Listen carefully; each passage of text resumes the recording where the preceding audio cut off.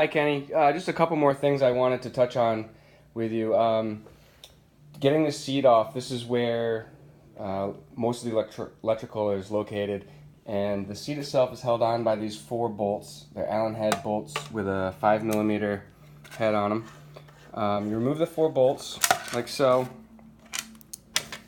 and the seat itself will just come straight back and then up.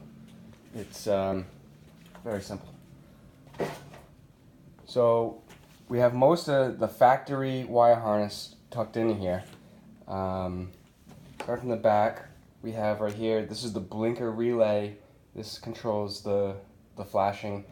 This should be a lifetime unit. There's it's not like the old style where they wear out. It's a digital unit. Should be good to go with that. You've got your grounding points here. These wires here are just the rear blinker wires, but we have, like I said earlier in the video, we have the Tarazi, which is your front and rear. So these are just some of the only wires here that aren't being used. But nothing's cut off. It's a factory harness. This is the main fuse. So if anything just completely shuts off, everything's totally dead, you know your battery should be good, but there's no power anywhere, that's definitely the first place to look. This here is your rectifier regulator. This controls the voltage going to the battery, into the system. And other than that, it's all straightforward. Other than the location of where everything is, it's all pretty much factory stuff. The tank itself will come off.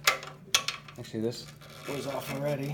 Must have off, but that there holds the tank on. So to remove the tank, you just have to make sure this is in the on position, not on prime.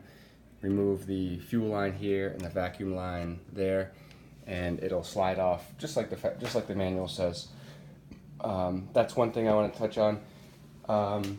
Another is just I was thinking about the pipes, and you know, I haven't cleaned these pipes in a really long time, but you'll notice there's a little bit of oil residue on the pipes from the pipe in front of it. That doesn't really bother me. That lets me know that everything is being lubricated properly, so it's nothing to be alarmed about, but you will notice that 2-strokes have oily exhaust. I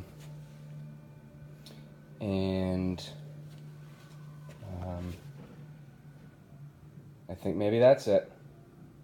So again, you shouldn't have to go in here very often. If the bike sits for a long time, you may want to disconnect the battery leads and put it on the charger, the tender for the day, to bring it back up to full voltage. But other than that, there's really no reason to get under here. One thing is the way this taillight's designed with the hole in the seat. I do have slight concerns about if this bike were caught in a big rainstorm, or if it were left overnight where it was raining, there would be a possibility of rain coming down the seat and into this compartment here, which it does all angle down, and I left a spot for it to drain in the back. But you know, that's one concern, just to maybe if it does get caught out in the rain, this would be maybe the first place to kind of just pop the seat off, make sure nothing's underwater in there and looking like it's in harm's way. And so I think that's it. Enjoy your bike.